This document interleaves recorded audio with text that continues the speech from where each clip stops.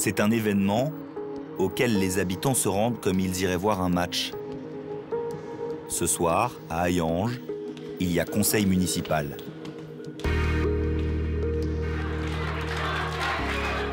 Fabien Engelmann, le nouveau maire Front National de 35 ans, entre dans l'Assemblée comme dans une arène. Acclamé par ses supporters, hué par ses opposants.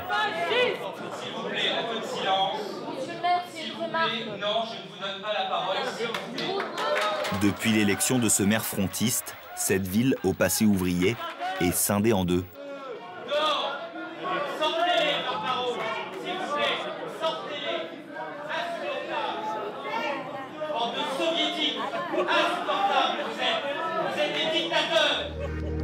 Les conseils municipaux virent à la confrontation et l'opposition refuse désormais d'y prendre part. Nous ne participerons pas à cette mascarade et lâchez donc votre linge sale entre vous. Et ce sont les habitants qui ressortent sonner. Ça se passe toujours comme ça à Hayange? Oui, tous les derniers conseils, c'est comme ça. Qu'est-ce que ça vous inspire? On a un peu honte, des fois. Vous avez Bah, c'est clair. de quoi? Du maire que vous avez, Bah, de l'image que vous donnez? de l'image, voilà, c'est clair. Pourquoi, dans cette petite ville de l'Est de la France, la vie politique tourne-t-elle à l'affrontement? Que s'est-il passé pour en arriver là? Hayange, c'est l'une des 11 villes qui ont basculé aux mains du Front National en avril dernier. Une victoire inattendue dans ce berceau de la sidérurgie marqué par les luttes sociales. 9 mois après, retour sur cette terre de gauche qui s'est choisi un maire de l'extrême droite.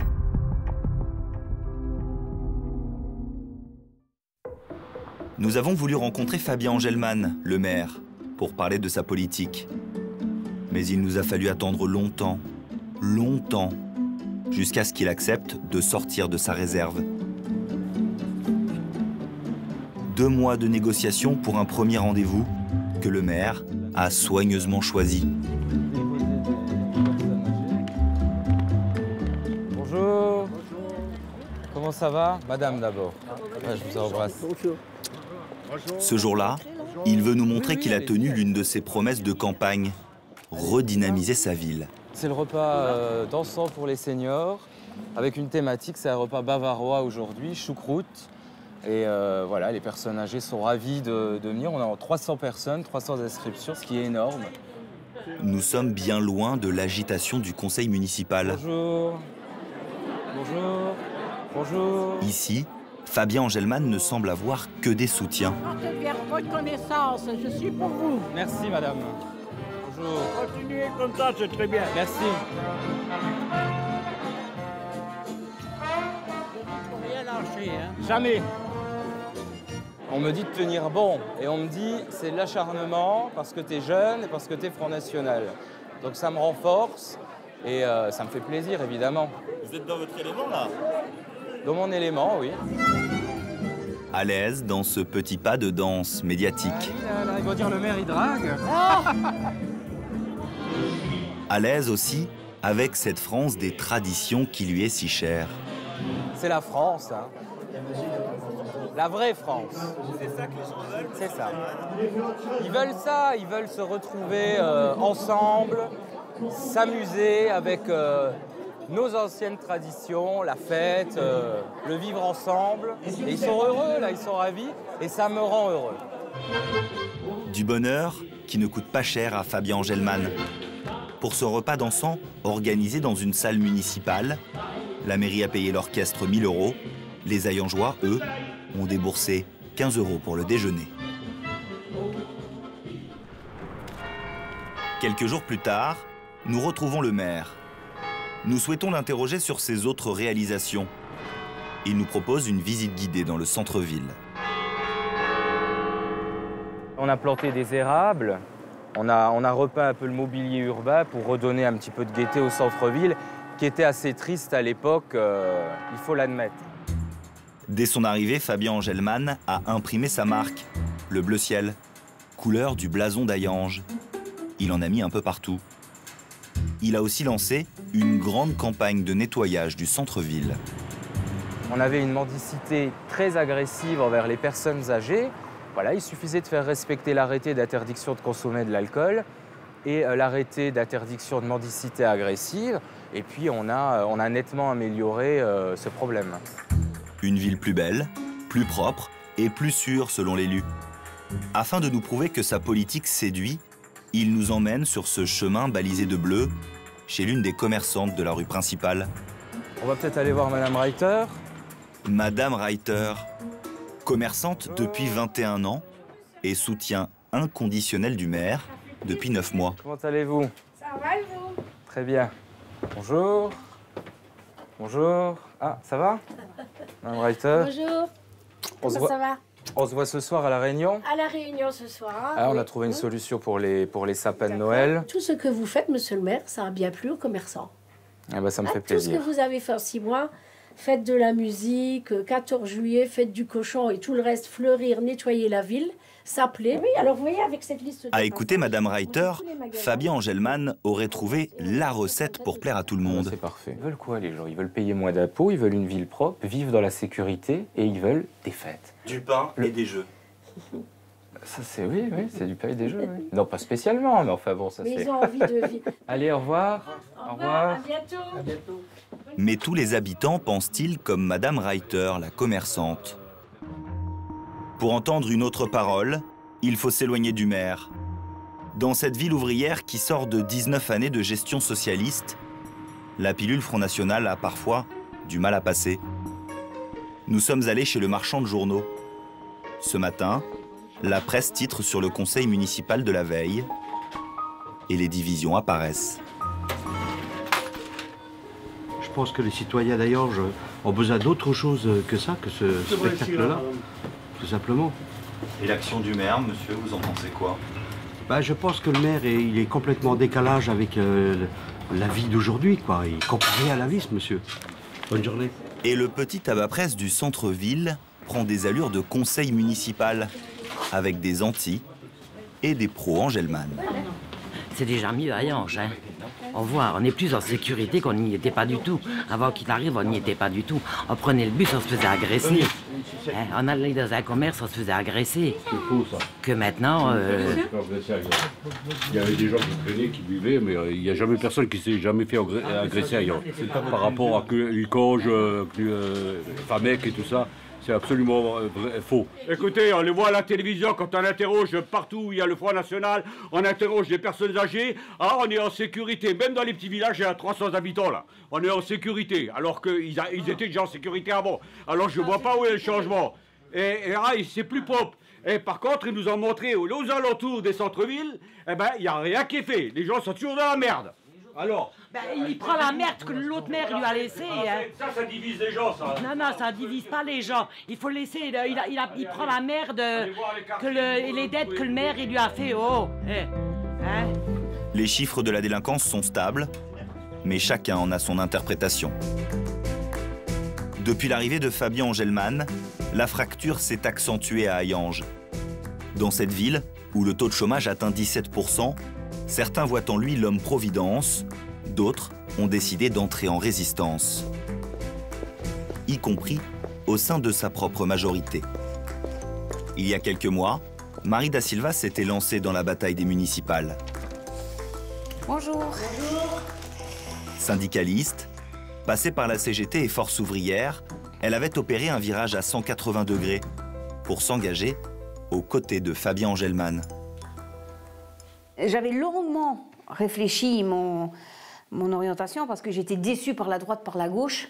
Et je me suis dit, pourquoi pas essayer un parti qui n'a jamais fait ses preuves. Voilà, hein.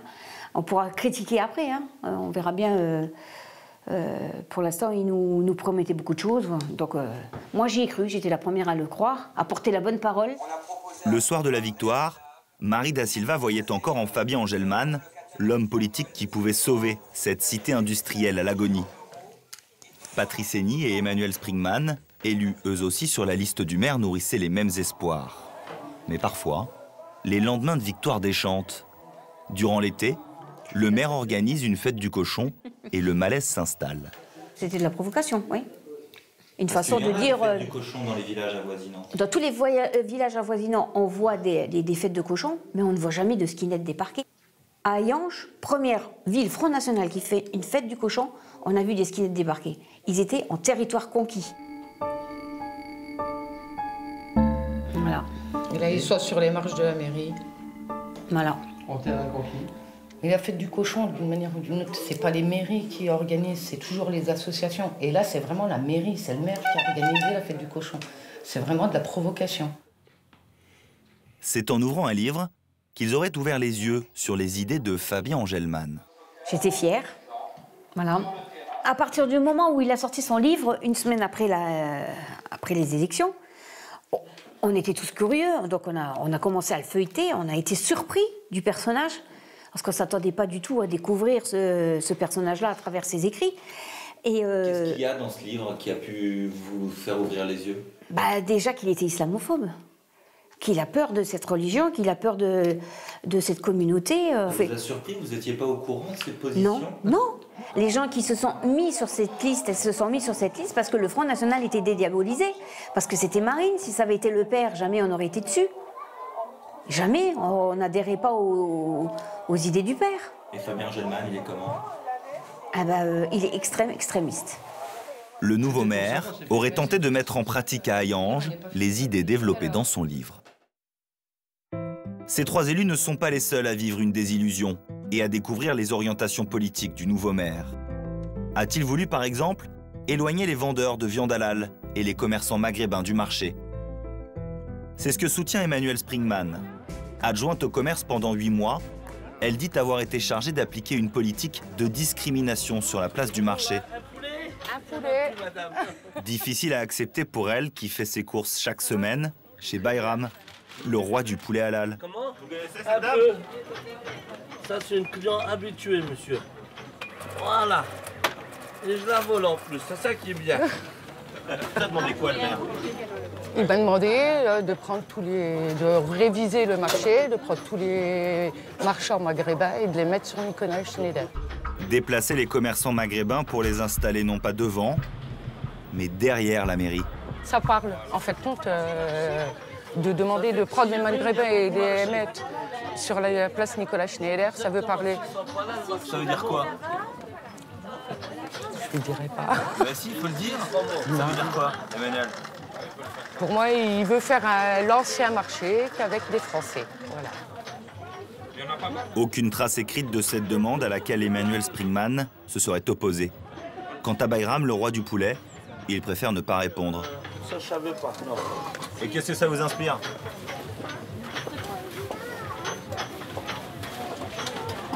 Il y a 5 familles à nourrir, hein.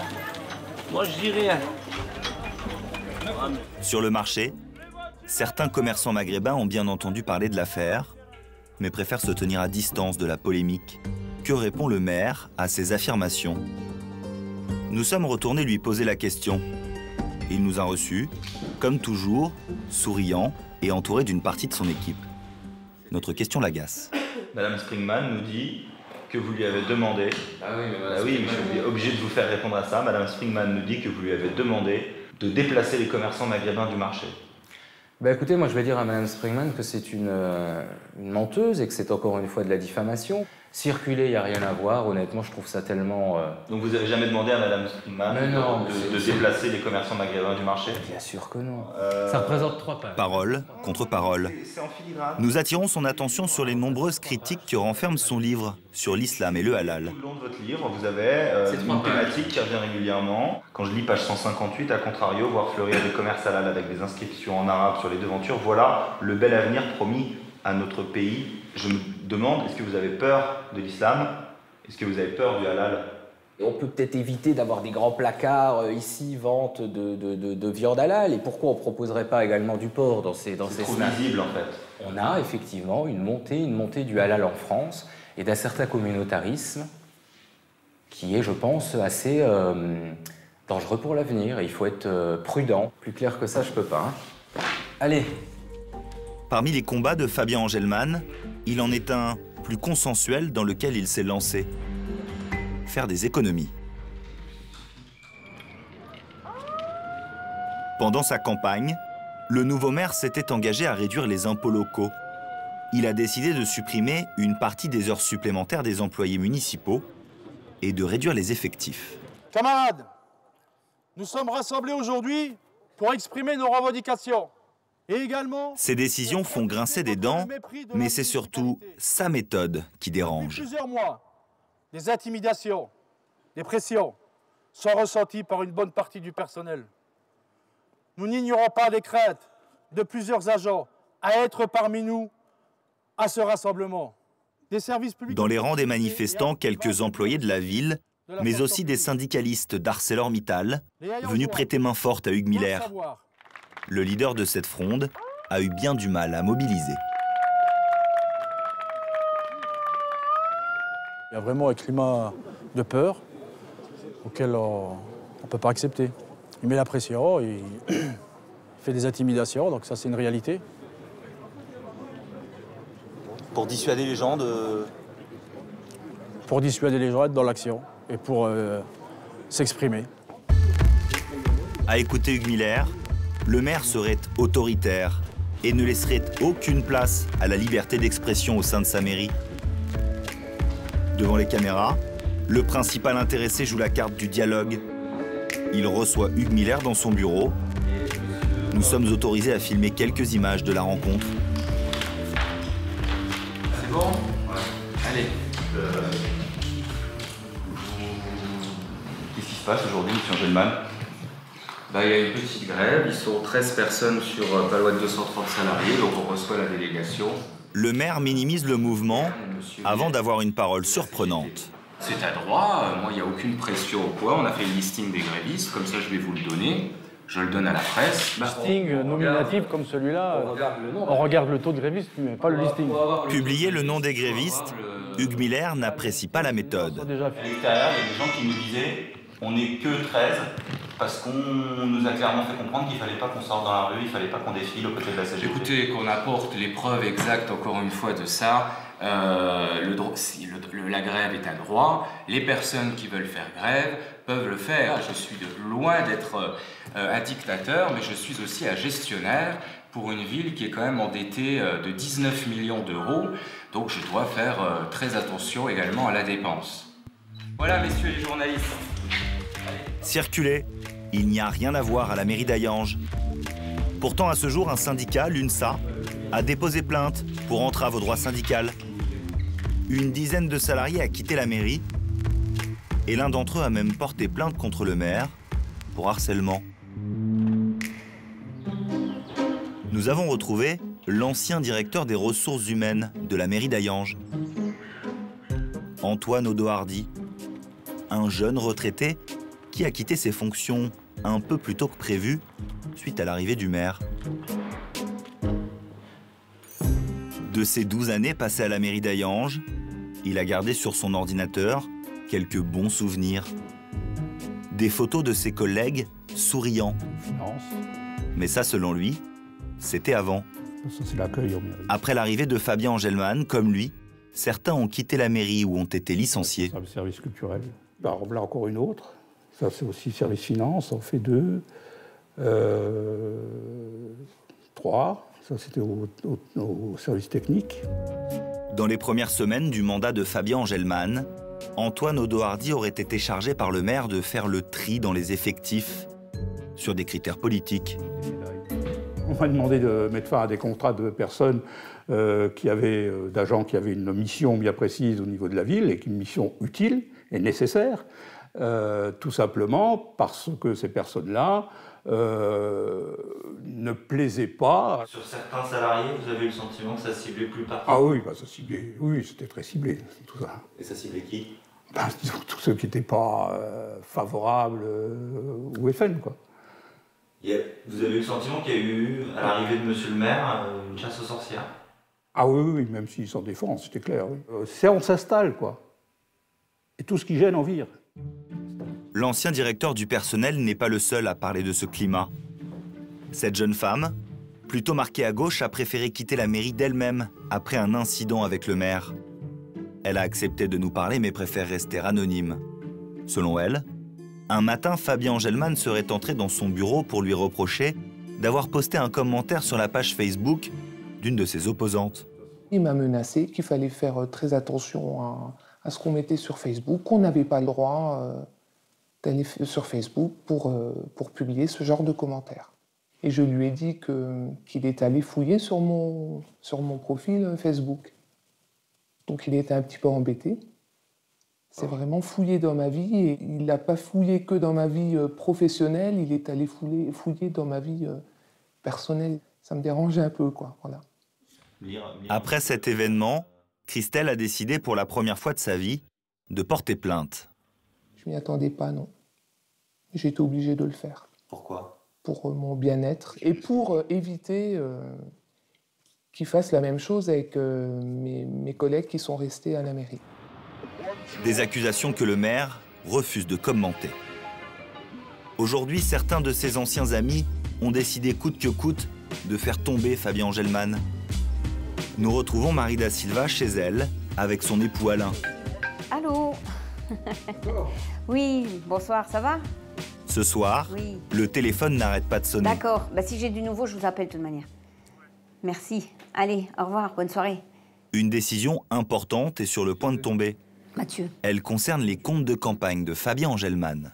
Je suis curieux de savoir. Eh oui, tout le monde est curieux de savoir. Ça n'arrête pas, voilà. Grâce au boulot que ça arrête pas. Voilà. Tout le monde est curieux de savoir si les comptes de Fabien Angelman vont être approuvés ou rejetés. En fait, tout le monde espère qu'il soit recalé et que lui soit aussi recalé de la mairie.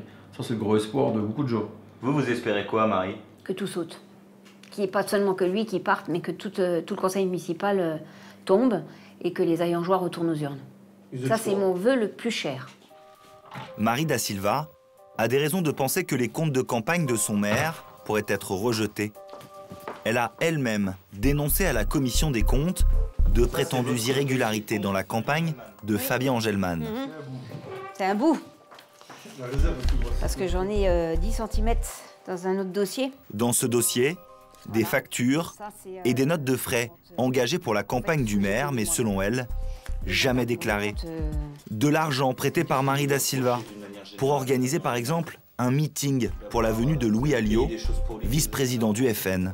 Comme il n'avait pas de fonds, je lui ai dit écoute, si tu veux, moi je te prête 1000 €. Donc je lui ai fait un chèque de 1000 €, voilà, qu'il a été encaissé le jour même. Elle aurait ainsi prêté près de 3000 € à Fabien Angelman pour les besoins de sa campagne. Une somme jamais mentionnée dans les comptes selon elle.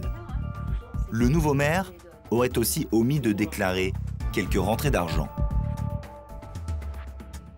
On organise cette petite réception, donc on vend des casse-croûtes, on vend la boisson, et M. Angelman est parti le soir avec la caisse. Et j'ai appris plus tard que l'argent de cette soirée n'a jamais été déclaré dans les comptes de campagne, alors que normalement il aurait dû le déclarer.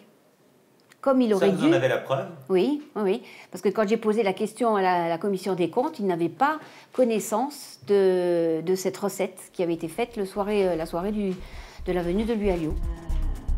2 jours plus tard, la commission des comptes va rejeter les comptes de campagne de Fabien Angelman.